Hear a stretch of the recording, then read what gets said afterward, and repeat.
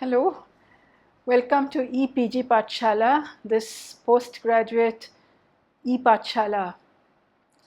And the course we are welcoming you to is Introduction to Linguistics. Today the module is called Infant and Child Language Acquisition. My name is Amrita Valli. I'm a professor at the English and Foreign Languages University in Hyderabad. Now, up until the generative revolution in linguistics, which we talked about in the first module, the Chomskyan revolution, it had been thought that children learn language by imitating adults. So let's start with that question. Do children learn language by imitating adults? We now believe that this is not a true picture of language acquisition. And the first argument that children do not learn language by imitating adults is that children make mistakes when they begin to speak language. These are interesting mistakes, they amuse the adults, but certainly these are not mistakes that they ever hear in the language spoken to them by adults. So if they were simply imitating adults, they would not be making these mistakes. What mistakes do they make? We don't call them mistakes so much as creative errors, because we believe that the child recreates language, and in the course of recreation, the child makes some creative errors. So let's look at some of these creative errors. These are all from the research on language acquisition, and they are drawn from English, but you can find other language samples as well. A child says, "How would you flat it?" What the child means is, how would you flatten it? How would you make it flat? Another child says, "Down your little knee." What the child wants to say is, put your little knee down. Again, a causative use of the verb is what the child wants. A third child says, "Don't eat her yet." Can you guess what they want to say? They want to say, "Don't feed her yet." Eat is used for make her eat. Another child, or maybe the same child says, "I'm singing him." And you can guess, he's trying to say, "I'm making him sing." "She came it over here." Now you can easily guess the target utterance, as we call it.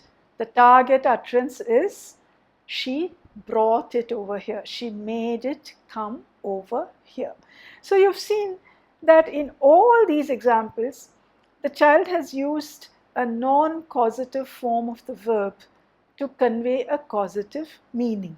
They have used a verb like flat instead of flatten, an adjective like flat instead of flatten, a particle or preposition like down instead of the verb particle construction put down, eat instead of feed or make her eat, sing instead of make sing, and came instead of bring. The meaning of bring is to make something come.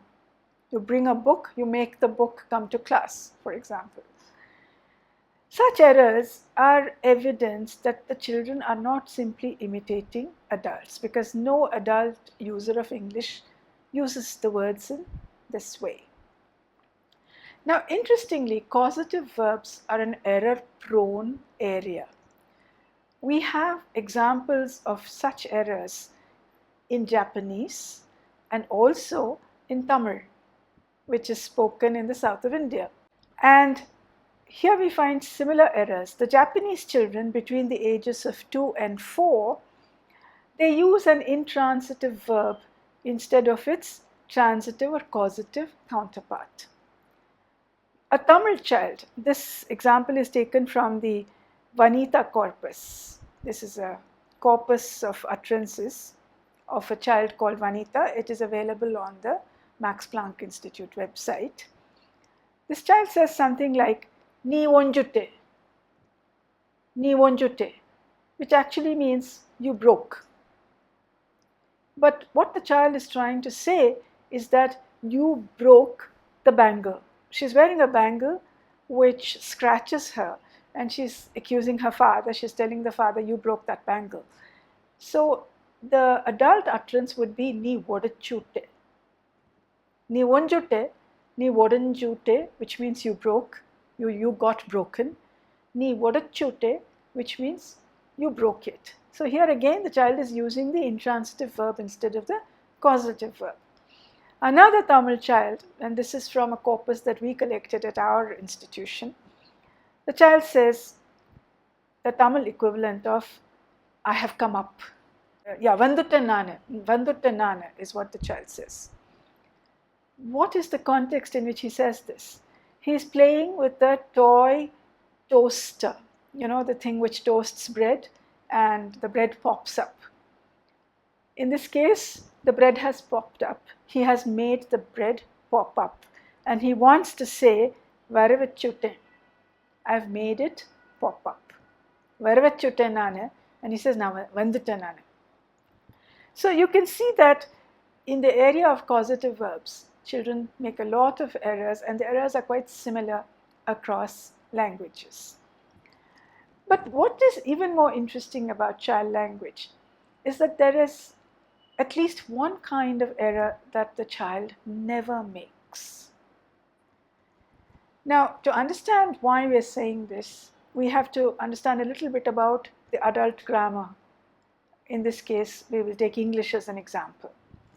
Consider a very well-known example in the linguistics literature. It is the example of how you make a yes-no question in English out of a statement. So look at this little grammar. The statement or the declarative sentence is, the man is coming. The corresponding yes-no question is the man coming? The man is coming. Is the man coming? What could be simpler?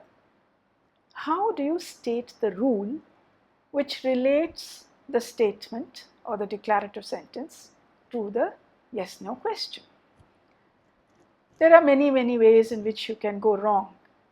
One way in which you can go wrong is to simply say, move the verb is to the front of the sentence. Suppose you say simply, move the verb is to the front of the sentence, or move the third word to the front of the sentence.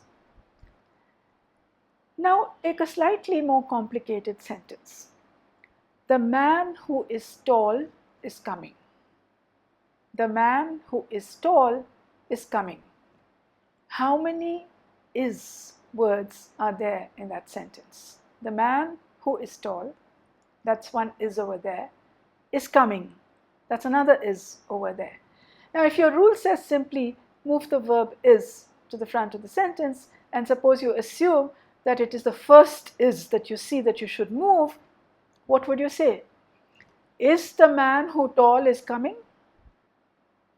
Is the man who tall is coming? And everybody knows that this is garbage. It just doesn't make any sense at all.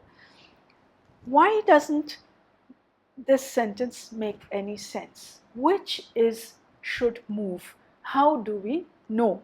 Let's look at some more complicated, the same kind of examples but made much more complicated. So let's look at a series of examples. The man who is tall is coming. Two is's are there. The man who is the brother of the man who is tall is coming. How many is's are there? You can count. You're seeing it on your screen. Who is the brother? One is. Of the man who is tall, the second is coming. You can go on adding words, adding clauses, adding sentences to this. The man who is the friend of the man who is the brother of the man who is tall is coming. Let's take that sentence. The man who is the friend of the man who is the brother of the man who is tall is coming. If you remember the sentence, you will make the yes-no question. Is the man who is the friend of the man who is the brother of the man who is tall coming? So, In every case, you move the is, which belongs to the verb of the main clause of the sentence. No matter how many is's intervene, nobody has to tell you which is has to move to the front. So the rule which moves the is cannot simply say move is. It cannot simply say move the first is, or the second is, or the third is, because you can put in any number of such words into the sentence. The rule seems to look at what is the subject of the sentence, what is the main verb of the sentence. I'm using the terminology from traditional grammar here, but in generative grammar, we would say, look at the tree structure, as you can see now on the screen. If you draw the tree, the sentence structure, for a simple sentence like, the man is coming, the man is the subject, is coming is the predicate or the verb phrase. They are both at the same level in the sentence. Now when you put in a clause like who is coming, that is a clause which belongs within the subject. The man is coming. You're describing the man further. The man who is tall is coming. So the first is lower in the sentence because it's within the subject. It comes, as you can see on the tree, it comes lower in the sentence. Hierarchically, it is lower. So you can see that somewhere we seem to arrange these words in our mind in a hierarchical structure. Now suppose the child does not start out with this premise, with this assumption. Suppose the child starts out with the assumption that all the words are put together into a sentence the way beads are strung on a necklace. All the beads are equally strung on the same thread. Then the child will have no way of making this rule correctly, because this rule appeals to the hierarchical structure of the sentence. To make a yes-no question that corresponds to a statement, you have to find the verb, the auxiliary verb you can call it, which comes within the main verb of the sentence, which comes in the main clause of the sentence, and which not any verb which comes inside the subject verb noun phrase, like in a relative clause and so on. Now interestingly, the kinds of mistakes I've been talking about that you could make are never made by children. They're not made in first language acquisition, and I can tell you they're not made in second language acquisition either. We make a lot of mistakes when we try to learn English, but this kind of mistake I don't think we ever make. We know instinctively which verb to move, and this is what we call universal grammar. This instinct, the language instinct, is the name of a book by Steven Pinker. Okay? So what we are calling universal grammar, a faculty of language which is in the mind and so on, in more informal language you can refer to it as the language instinct. And you know immediately, intuitively, that the other things are wrong and this is the word to move. So this is a kind of mistake that the child doesn't make. Now this is important because a lot of advance in science is made by imagining what does not happen. Until Newton is supposed to have asked the question, why do apples fall? Until he asked that question, it was taken for granted that if you don't support a thing and leave it, it will fall. You know, it took a mind like Newton's to wonder, what happens? Imagine a world where things don't fall. Now, he asked that question about 4 centuries ago. Today we know that in space, things do not fall. Okay, they float. So similarly, in child language acquisition, it is an important point that the child never seems to entertain a rule which simply thinks of the words in a sentence as arranged one after the other linearly like beads on a string. The child seems to instinctively understand that I have to find the verb which goes with the subject of the sentence. Those two are at the same level of the hierarchy. So we have now seen that children do make some kinds of errors, but there are also kinds of errors that the children never make when they learn language. And we believe that the kinds of errors that children do not make when they learn language are the kinds, they relate to principles of language, principles of universal grammar. What about the errors that children do make? Can we correct them? Let's look at that.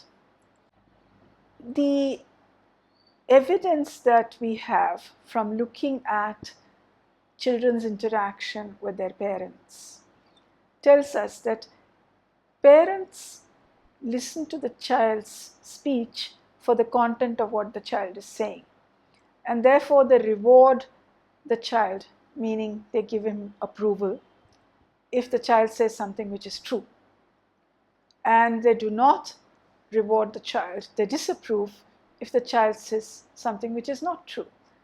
They do not pay attention so much to whether what the child says is grammatical or not. So for example, these are two examples from the literature. The child says, "Daddy car," meaning that's daddy's car. This is a 2-year-old child. He doesn't yet have all the words that make a sentence.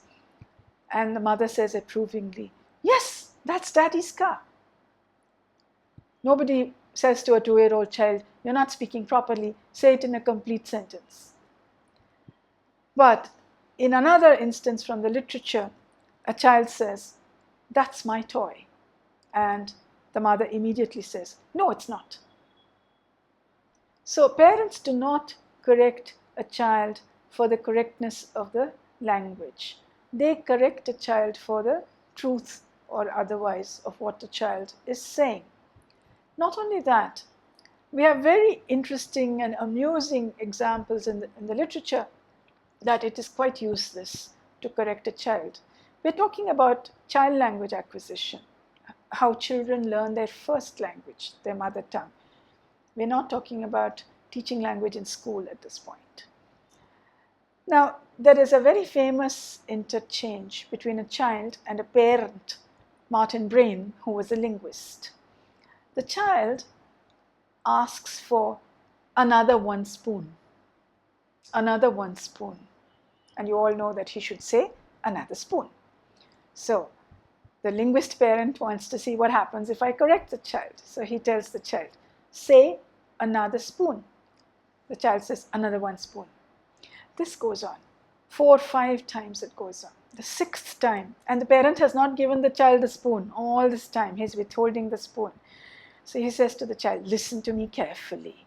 Listen to me. Say another spoon." So the child listens very carefully and says, "Another spoon. Now can I have another 1 spoon, please?" So, the child says something, but it's not part of its real grammar. So it's just saying something to please the father. Until I say this like this, the father won't give me the child. "Now can I have another 1 spoon, please?" I've had personal experience of this. There was a child who was singing one of these jingles, television jingles. And the child was saying, "Kmart is the da place." Now, I knew that he was missing a word. So I told him, it's Kmart is the saving place. So the child looked at me and then started to sing. Kmart is the da saving place. So, this is a very common response that children have to error correction, where they will take your correction and not really understand what you're trying to tell them, and they'll put their own language in as well, so they have both the old and the new together. Look at what happens in the next example on the screen. A similar thing happens. The child says, "Nobody don't like me." The child means to say, "Nobody likes me." That's the target utterance. So the parent corrects the child. "Say, nobody likes me." And the child suddenly understands what he has to say. "Oh," he says, "nobody don't likes me."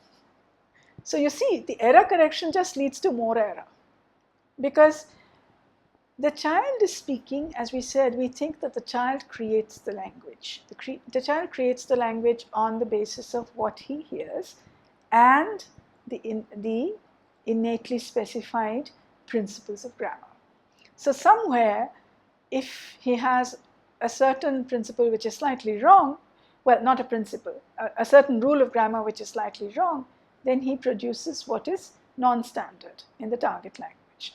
And when you try to correct the child doesn't see how it fits in with his grammar in his own mind. So the child has to correct his own grammar.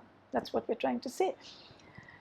Now, children must therefore correct themselves when they go wrong, and this is called the absence of negative evidence in the literature.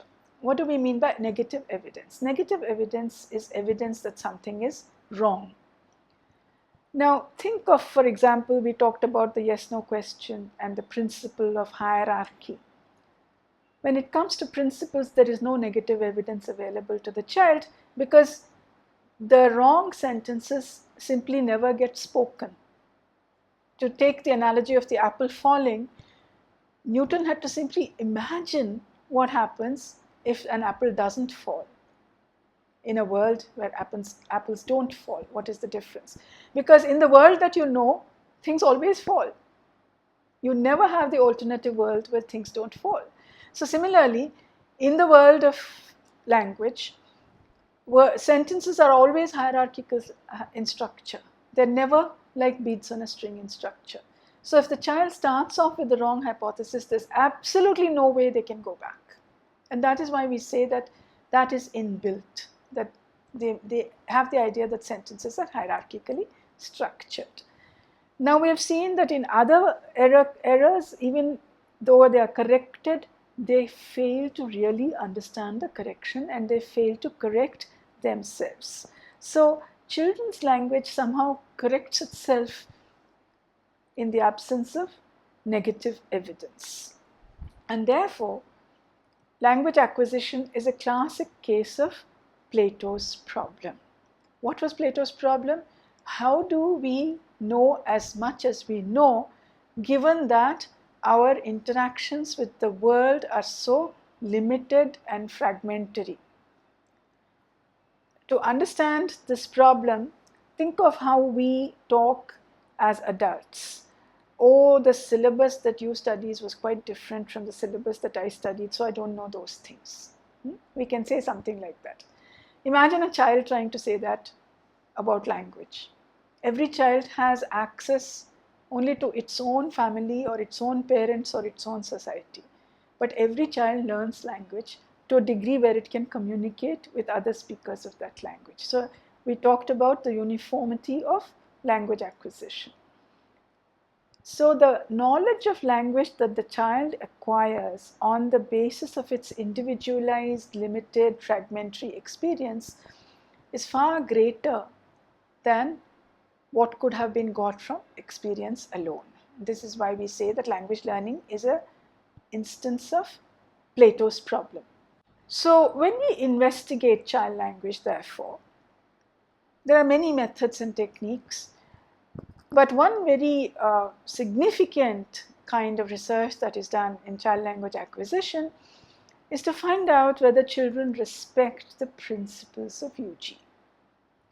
So we look for evidence that children somehow realize that language has structure. What is the kind of evidence you can look for? One way, for example, is to look for whether they see the ambiguity in sentences such as, they fed her dog biscuits. They fed her dog biscuits. What does it mean? Can you see that this sentence has two meanings? They fed her dog biscuits. They fed her dog biscuits. Okay? In one case, they feed someone dog biscuits.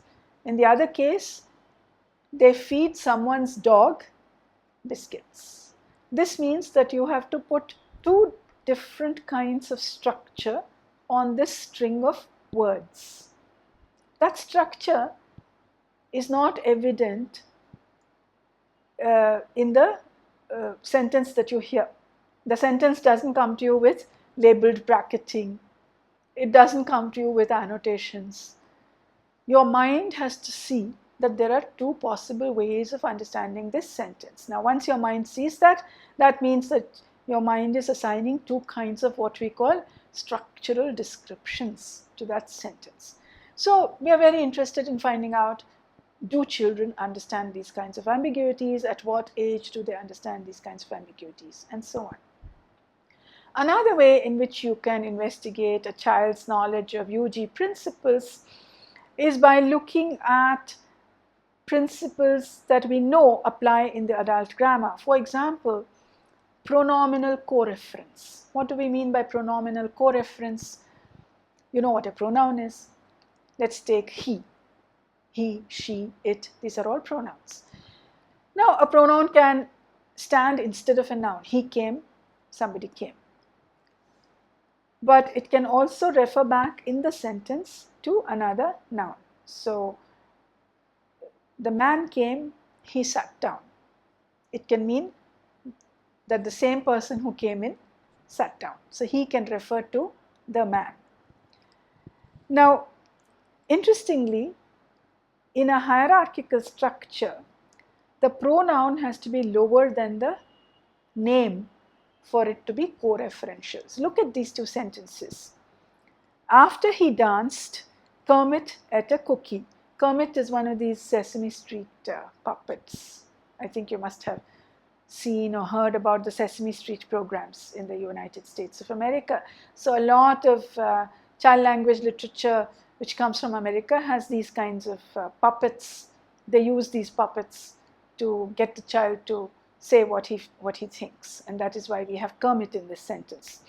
So when you say after he danced, Kermit ate a cookie, he can be Kermit, right? You can understand that Kermit danced and then ate a cookie. Now compare a sentence like, he danced after Kermit ate a cookie. He danced after Kermit ate a cookie. In this sentence, he cannot mean Kermit. Why not? In both cases, he comes before Kermit. After he danced, Kermit ate a cookie. He danced after Kermit ate a cookie. So in both sentences, he comes before Kermit. But in the first sentence, after he danced, Kermit ate a cookie. After he danced is what we call in traditional terms a subordinate clause.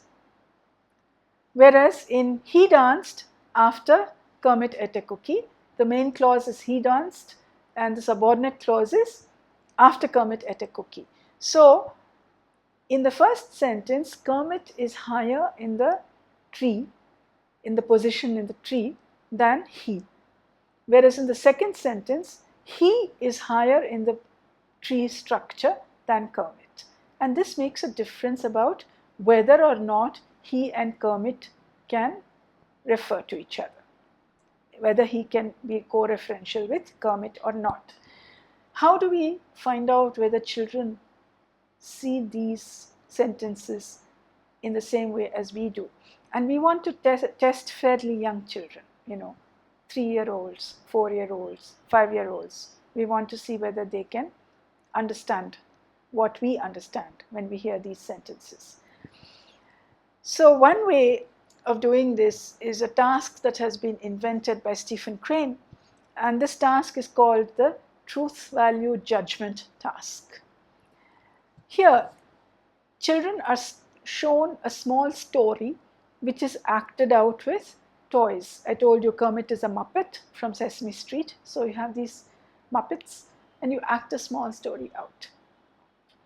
Now, another Muppet or toy in the story says things, it comments on the story.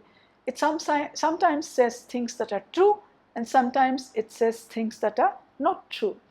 And you tell the child, this Muppet sometimes makes mistakes, scold it when it makes mistakes and reward it, give it a chocolate when it says the right thing. So the child enjoys doing this task. The child doesn't realize that we are testing the child in some way. So suppose you act out a story where Kermit first dances and then what does he do? He eats a cookie. And then this other Muppet, which sometimes makes mistakes, says, he danced after Kermit ate a cookie. Now that is not a true description of what happened. So if the child also realizes this, the child immediately says, no, no, that's not right. Whereas if the Muppet says, after he danced, Kermit ate a cookie, then the child says, that's right, and he gives this Muppet a chocolate. Okay? So that's how this truth-value judgment task works. Now, there are many ways in which we can test children's knowledge, but this is just one. The other question we have is, why do errors occur at all? Given all our claims about what language is, first we said that every human being has language. Language is universal. So the question arose, why doesn't every human being speak the same language? We have so many languages in the world, more than 5,000 to 6,000 languages.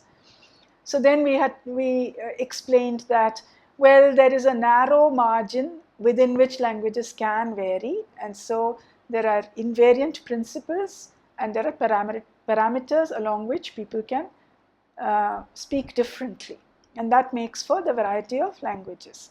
So similarly, with respect to child language, we have said there are certain kinds of errors that children never make. For example, errors on principles like hierarchy. But there are also errors that children make, as we saw. So one question that arises is, why do children make these errors? All kinds of answers have been proposed. One answer is that children's errors in fact show us that the child is continually accessing universal grammar. You see, we know that universal grammar allows languages to vary. So the child has to use his knowledge, unconscious knowledge of universal grammar, to build up a grammar of the particular language that he is exposed to. In that process, the errors which happen are errors which are allowed in other languages. They are structures which are allowed in other languages but are errors in this particular language. Okay? So for example, take an example like seen often in English acquisition. When I can eat? What the child wants to say is, when can I eat? What has happened? I can eat. When I can eat becomes, the can has to move and it comes to the front of the sentence and you get, when can I eat? So you don't pronounce it in its original position, you move it and you pronounce it in the moved position. Now interestingly, there are languages, it appears, in the world where when you move an element, you pronounce it in both places. So when a child says, when can I eat?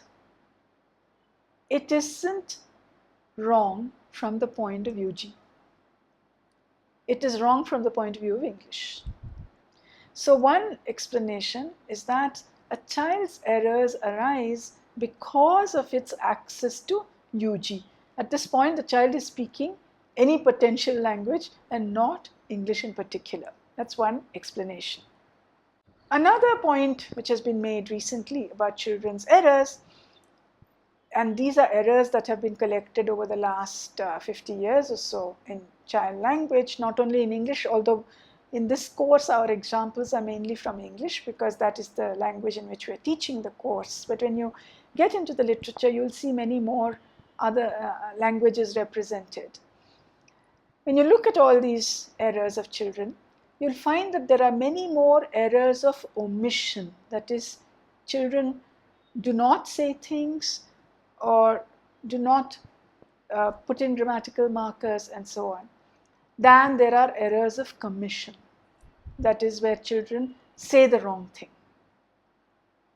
So one hypothesis is that the child is grammatically conservative. He doesn't do something until he has evidence for it in his particular language. An earlier idea, very similar to this, was called the subset principle. That is, imagine two kinds of languages. One language has a grammar which is a subset of the grammar of the second language. For example, English has fixed word order. Most of our languages have something called a normal word order, and in addition they have scrambled word orders or free word orders. So our languages have a grammar which allows both a normal word order and different kinds of word orders, whereas English allows only the fixed word order. So our languages have a grammar which is larger than that of English with respect to word order. Suppose the child started out with the idea that all languages have the larger grammar, he would have to somehow, when he wanted to speak English, go back to the idea that English does not allow all kinds of word orders. But then the evidence for that will not be available because, as we said, negative evidence is not there. So he'll all the time get evidence for the word order of English, but he'll never get evidence that English does not allow free scrambling as we do. So the idea is the child starts with the smaller grammar of English, start with the fixed word order, and then when he finds evidence in our languages that, oh, you can put those words in some other places, then he starts to do that. That's one kind of idea about how children learn languages. So far we've been talking about children after the age of one would say, because at around the age of 1 they speak their first words, and much of what I've been saying concerns children around the age of 2, between 2 and 3. But children's language has been investigated even in infants. I won't go in much detail into this. A lot of it concerns their knowledge of the sound structure of their language. I'll just mention one interesting point about children's knowledge of sound structures, and this is this. Not all languages have all sounds which are used in that language in a contrastive way. I'm sure you are familiar with this idea.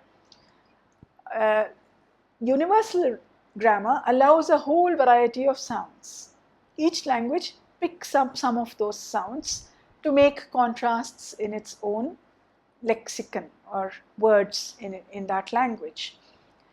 Now, as we grow older, we become so used to our own languages that we don't even hear the contrasts in some other language. For example, in Hindi, we have a p-ph, b-bh contrast. P-ph, both are voiceless, but one is aspirated. P-b, one is voiced and one is voiceless. P is voiceless, b is voiced.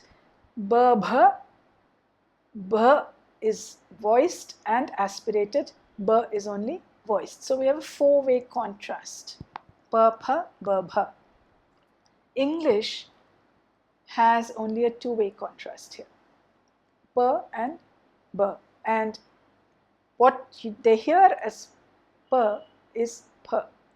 If you say p, they hear it as b. I mean, these are all well-known phenomena in adult speech perception in English. Now, when you look at young children, there are ways of testing very young infants below the age of 9 months to find out whether they can hear all these contrasts.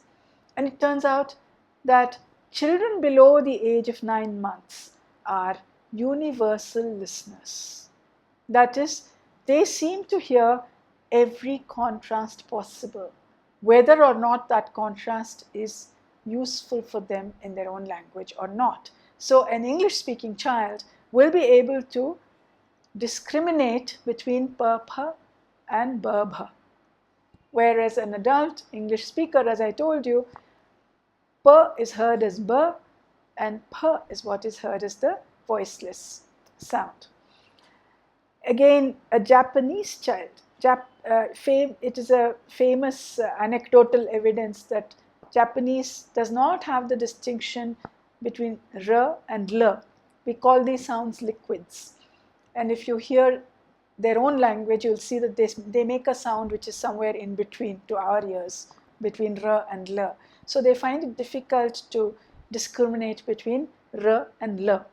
But infants Japanese infants below 9 months of age can discriminate these sounds. So until the age of 9 months, a child is a universal listener. What happens after that? After that, the child starts to produce the first words in its own language. So around that time, when the child starts to acquire the words of its own language, the child stops being a universal listener. You find that after the age of 9 months, children seem to discriminate the sound contrasts only of their own language. They stop being universal listeners. Now, when people first found this out, they were very surprised because it's contradictory to another very well-known fact about language acquisition, and this is that until about the age of 7 or 8, a child will acquire a foreign language without a foreign accent. You know this. You go to the US, your child also goes to the US. The child comes back speaking like a little American. You still speak like you always did, perhaps with some changes, but you certainly don't speak exactly like the Americans do. But a child below the age of 8 or 7 or 8, usually you find, will almost exactly pick up language as it is spoken, even if it is a second language. Now, see, we're getting contradictions here because we're saying that until the age of 7 or 8, the child can actually pick up language with an accent, to put it informally, of a foreign language. Whereas in your experiment on sound, we found that the child stops being a universal listener at the age of 9 months. So how can that be true? So then people did a whole series of experiments, and they found that what really happens is between 9 months and 4 years, when the child is picking up its own language, that is the critical time when the child is tuned into its own language and tuned out of other languages. After the age of 4, the child again becomes much more universally attuned. So we have what we call a U-shaped developmental curve. Why do we call it a U-shaped developmental curve? What we found was the child starts as a universal listener. He's up at this height. Around the age of 9 months, the child stops being a universal listener. His ability to discriminate the sounds goes down. He can discriminate only the sounds of his own language. He comes down. He loses that ability. Around the age of 4 years, again, the child is able to discriminate sounds that he had lost the ability to discriminate. So it's a U-shaped developmental curve. This U-shaped developmental curve is found very often in child language acquisition, not only in phonology, but also in morphology. So we've spoken about UG principles, the child's knowledge of UG principles. We've spoken about mistakes that the child can make. We've spoken about the kinds of errors that the child makes and the futility of error correction. There are many more things about child language that we do not have time to speak about today. For example, how does the child learn words? When you see what the child is doing as word learner, he seems to learn words at an astonishing rate.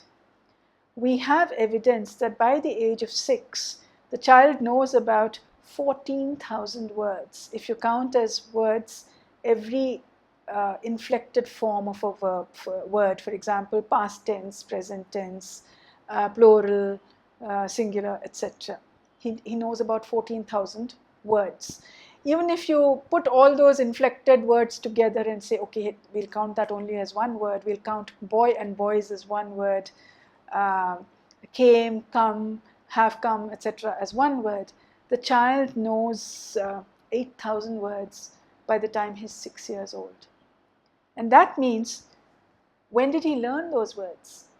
If you assume that he puts in 8 hours a day learning words at the rate of, for about 18 months, starting at about 18 months, the child must have been learning 9 new words a day, which is a very, very rapid way of acquiring words. So there is more to word learning. This is an entire area in itself about how children learn words. I've just tried to tell you the magnitude of the problem and that it is worth investigating. And there are all kinds of other questions also about semantics, how children understand ambiguities and so on, which we will cover perhaps when we go into more detail into language acquisition. So for today, we will stop with reminding ourselves that I think we've already said all this, that children respect UG. Even the errors they make seem to be due to UG. There are some kinds of errors the children don't make, and we can give up the idea that children learn language by imitating adults. Thank you.